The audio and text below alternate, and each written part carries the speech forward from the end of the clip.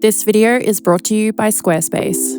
We all have photography crutches, styles, subject matter that we go to when we are out photographing, and this can become a good thing and a bad thing. It's obviously great to develop a style and it's what we're all after, but I do find that we can get a little bit too comfy with what we're doing. So I decided that it would be a good challenge for me to try and break out of my comfort zone and do something totally different to what I would normally do on a photo walk today. So on today's photo walk, I am going to shoot a whole roll of film in landscape orientation. Now, that probably sounds like a really bog standard thing to do, but if you know me, you've been following me for a while, you will know or have noticed that I shoot everything in vertical orientation. Like pretty much 99.9% of the time, everything I shoot is in portrait orientation.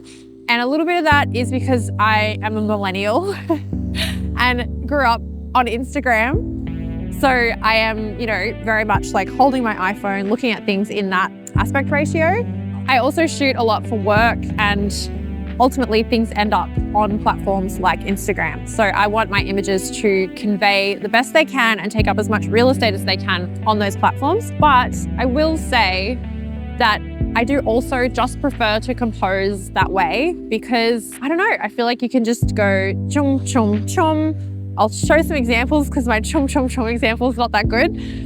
And I just find that it's really easy to break things up like compositionally for me, as opposed to in landscape orientation where you're getting a lot more in the shot. I kind of want less and I kind of want to hone in on one thing. So if I go, instead of going like this, if I go like this, it just all happens for me. But it is 100% a crutch, and I am genuinely anxious and nervous to shoot 36 frames all in landscape. I feel like it's going to totally flip my whole style and photography on its head. And I'm worried that we're going to finish this video and be like, you know what, Lucy's actually not that great. She's just shooting everything in vertical. So come with me and let's chat more about photography tropes, kind of finding your style, getting outside of your comfort zone, what we lean on, and just have a chat about that as I shoot landscape. Shoot landscape with me. Let's go. So there's a scene over here that I think will work in landscape actually, because there's like the grass and then the tarp and the rocks. So good layering. Again, I'd much prefer it to be in vertical, but it actually might work better in landscape. So this is already working, you see? All right, so 250 f8.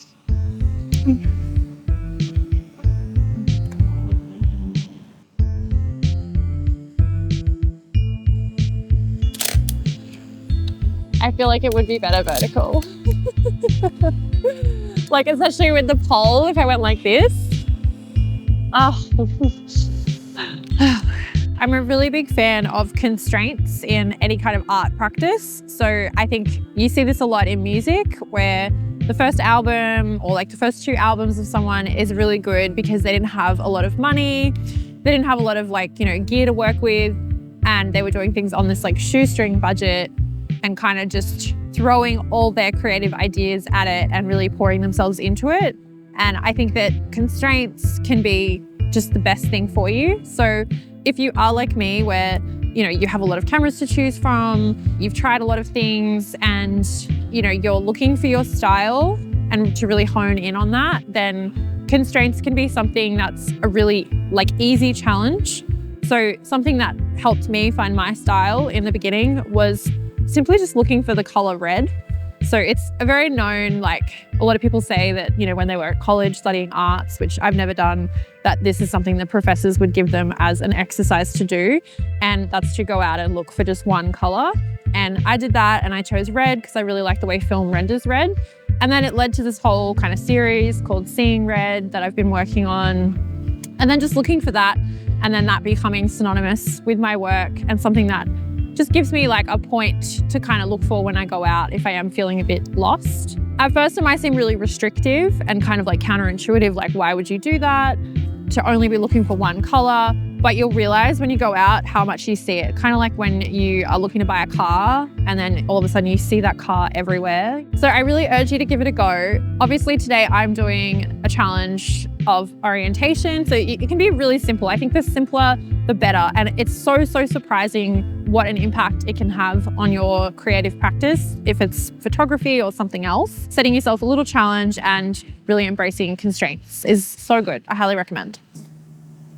Because I like the sign and the poles, but then I'm getting the tree in and I really don't like that. It's really messy, which is why I would go like this, because then I can kind of just cancel it out. But I kind of like these lines here, and there's some good red and stuff. So yeah, this is kind of good. Let me turn this down to 8.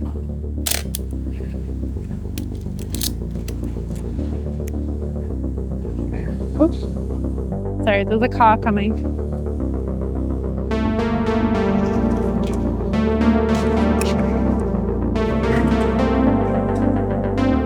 I like this here because I got the red and then the stripes of the poles. I'm just going to wait for this car to go. I kind of like this.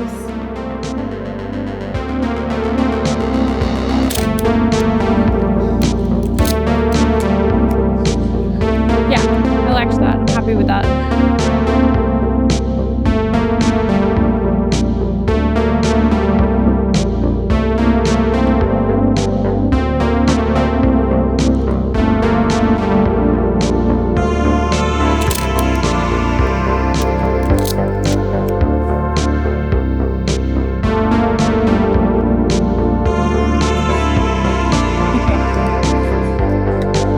Getting my groove now, I think.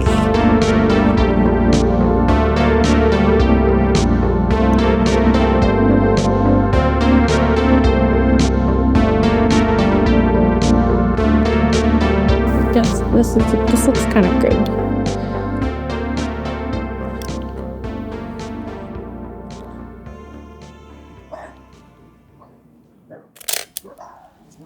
This dog's hating me. I feel like I'm photographing for the first time, when you're learning and you're really unsure and not solid on the decisions that you're making, but you want to take photos, so you're oh, I'll just take it and see. Whereas normally I'm very decisive. I can finish a roll really quickly because I know what I want, and yeah, shooting in vertical just makes sense for my eye. So this really is a challenge for me, and it's definitely slowing me down. Imagine if I did this on medium format, guys. The amount of complaining that would be going on right now. I'm shooting with my OM10, which is one of my favorite SLRs. And lately I've been shooting a lot of autofocus, later model SLRs. So I just really wanted to take this opportunity where I had some time today to use an older style camera with the levers and the buttons and everything. And probably my favorite thing is manually focusing with an SLR. It's just oh, it's the most satisfying experience ever. And I don't know, I literally feel like it's therapy. It just looks so nice. Makes me feel so connected to the camera. And yeah, it's just way better than the jump of autofocus.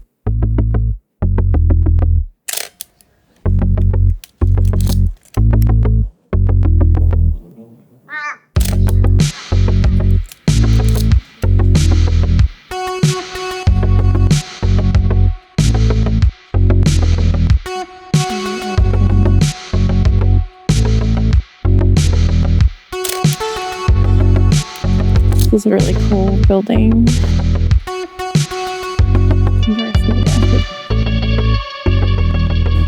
That looks really cool.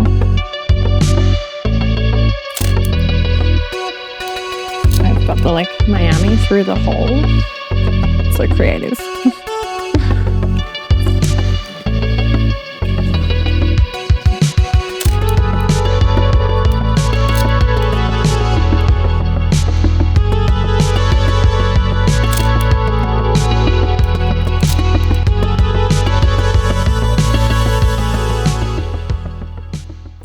Okay, should probably stop photographing this building now. I love these old buildings and these breeze blocks. And every time I photograph them, they're gone soon after. So it's a nice way to document it. And I don't know, I just always find so many compositions with old buildings like this and the signs and the font. It is somewhat a crutch, but interesting for me to be shooting them landscape because it does show off the the building and the architecture a lot more. So that's, kind of interesting.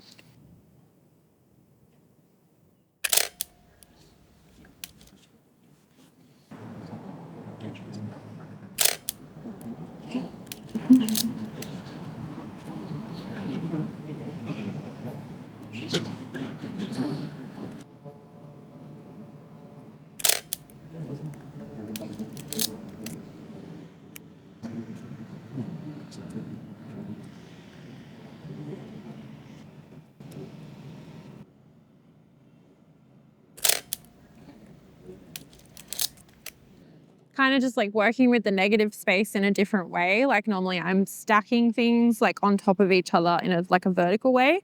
So with this, I've just put the stop sign on this side and done like the rule of thirds thing, I guess. But just, doing it across ways like that for me just takes me a little bit of time.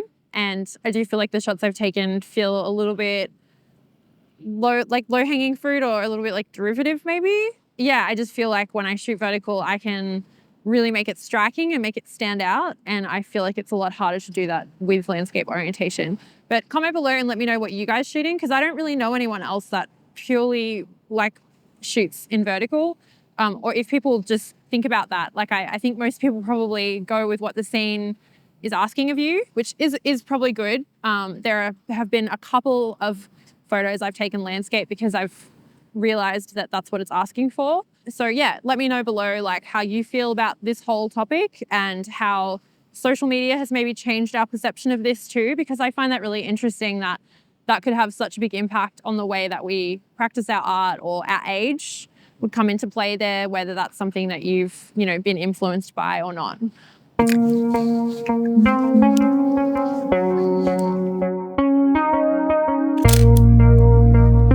Shutter always sounds like so heavy on this. Like it feels like it's like too slow. Like I always have to check. Like it's a real clunky one.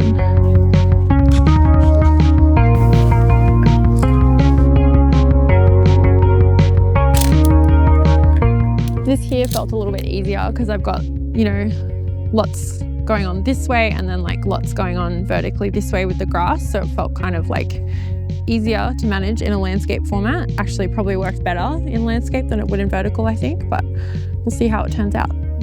I also made a reel recently talking about William Eggleston and street photography. I know that he's not a street photographer, but I was just making the case for sometimes simple work or types of photography can seem really easy and I could do that. But when you actually go out and practice it and try and do it yourself, you realize how much of an art there is to it and how difficult it is, or how much dedication is required. I think that of street photography for sure. Whenever I've done it, I've realized that, it's a lot about the moment, about where you are, keeping your eyes open, not missing the moment, and being really responsive. And that would require being out there all the time, every day, probably, to build up a body of work and be a street photographer. So not taking things for granted. And I think when you do something like this, putting constraints on yourself or challenging yourself, it gives you empathy for other styles. And I just think that that's a good quality to have in life and as an artist, because we can easily look at something and go, oh, I could have done that, or that's really easy, but you don't know until you try and do it. Something that isn't a crutch for me, but I see it a lot from other people, and I suspect that it would be a crutch, is bokeh. So obviously bokeh looks really nice and it makes your photo look good or professional, or be perceived that way, especially in portraiture.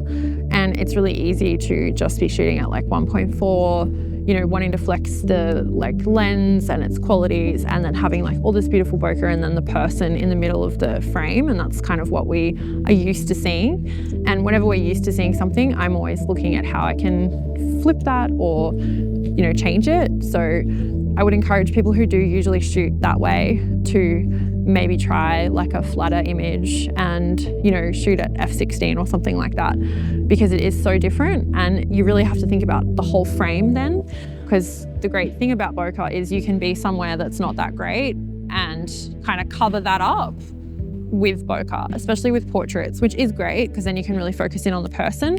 But it's even more of a challenge to then realize, how can I incorporate the surroundings and the background with the person in a complementary way rather than just like blurring it all out. You know what I mean? So I guess I'm kind of like, go and make things really hard for yourself. But I just think that we have to do that to like keep fresh and keep on our toes, so we're not always just creating the same kind of work. Something I've been doing recently as well is going back through my work and getting together my portfolio. And this isn't something that I naturally do. I tend to want to create new work and go out there and take new photos. You know, I'm very like new, more, not realizing I've got this like huge bank of work that could be turned into something, or could be a great portfolio, or I could learn from by going back over it and seeing themes and, you know, really going over it to sort of, you know, do some self-critiquing. And making a website really helped me to do that, because I had signed up for it. So I feel accountable, like I can't waste my money. I have to make this portfolio. I have to make this website. So that's been really, really cool for me to like go through and actually look at all of the work I've been taking for the last few years as a result of these YouTube videos, and then put it together in a cohesive, nicely put together portfolio that's not on Instagram, because it's really kind of not the same thing. Building a website has been paramount to my success as an artist and photographer. Finding your place online can be tricky these days, but with easy templates built specifically for photographers, you can have your portfolio in customizable galleries displayed in minutes using Squarespace. It's super easy to organize all your content with the new asset library, enabling you to manage all your files from one central hub and use them across the Squarespace platform. This makes updating and refreshing your site really quick, which I love. I recently set up an online store to sell presets, guides, and even offer free downloads to the community, and it's literally just drag and drop to get it all up and running. We all know how limiting and frustrating social media can be, so why not take the power back and curate your own online presence and corner of the internet with your very own Squarespace site? Head to squarespace.com for a free trial, and when you're ready to launch, go to squarespace.com/Lucy Lumen to save 10% off your first purchase of a website or a domain, or use the code Lucy Lumen at checkout. Links are in the description to get started today. So this is the part of the video where I've gotten hungry. It's normally about halfway through the roll. So we've moved to a different location that is near the beach and is near some good food spots. So I'm going to finish the roll here and continue my sabotage challenge, which is going pretty well so far, and it's definitely opening my eyes. So I hope you guys are enjoying watching it.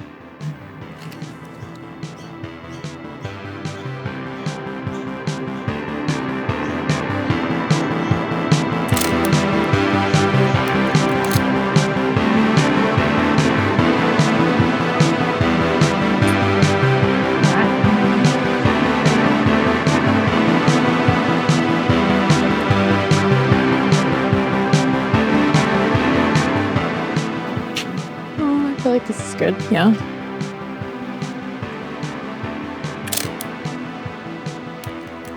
It's so bright.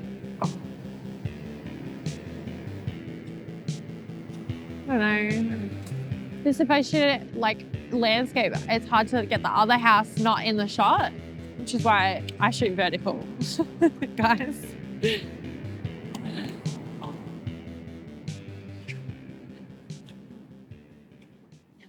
I also got a haircut. I don't know if anyone has noticed. It's my attempt at looking like Natalie Portman in Leon, but kind of maybe just Dora the Explorer, actually. Maybe over here, over there, maybe. I don't know.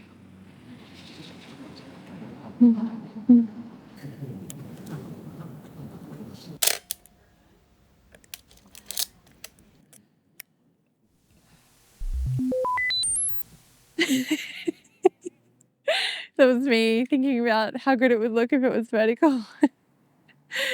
I think a lot of people kind of want context in their photos, you know, like they want to see like where they are and what's going on and like capture the moment. I feel like I'm never really like capturing the moment.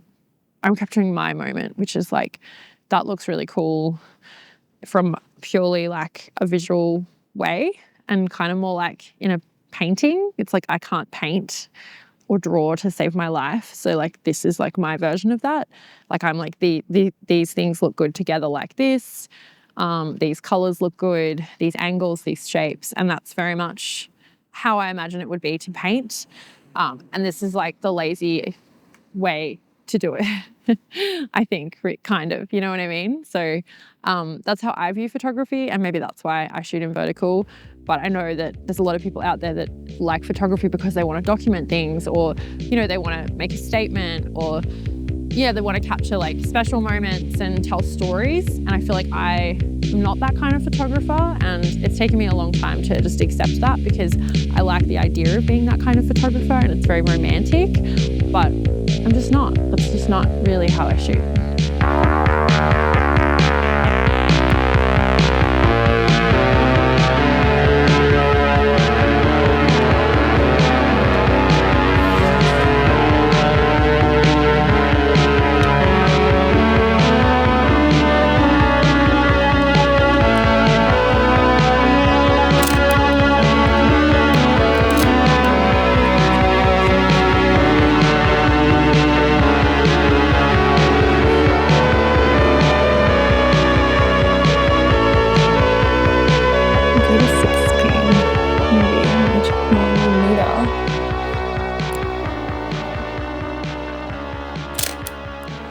Beautiful.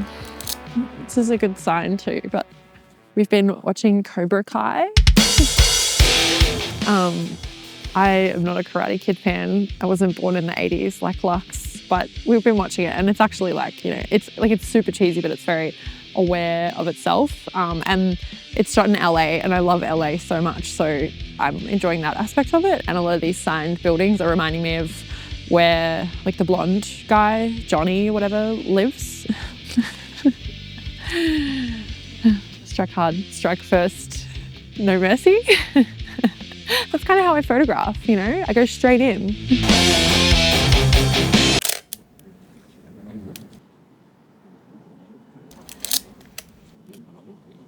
It's nice, it looks nice.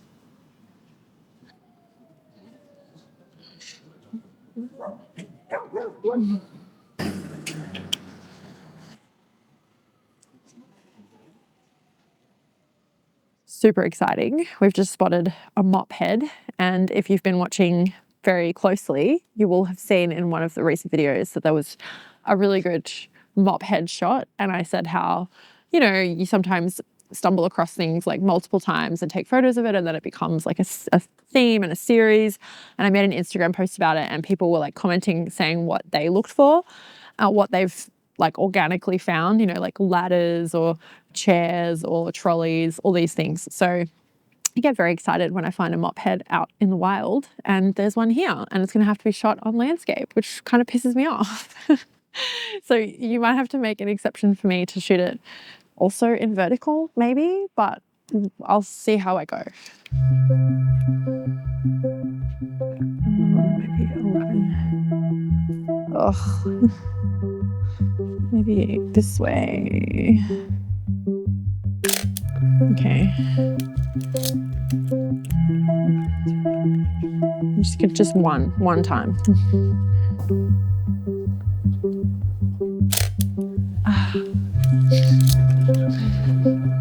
These pegs are kind of cool too.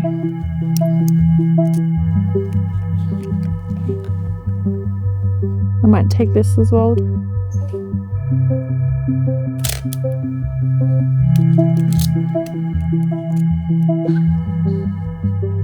This is kind of cool too.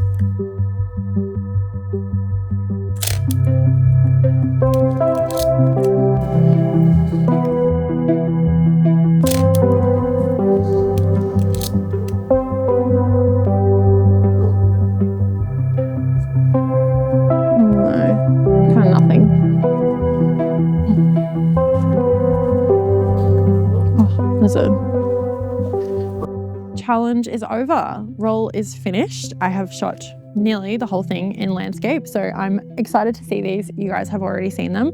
Let me know below what you thought, and let me know if you have any challenges that you have tried or things that you do to kind of try and get out of your comfort zone or get out of like a photography slump, because it can happen really easily.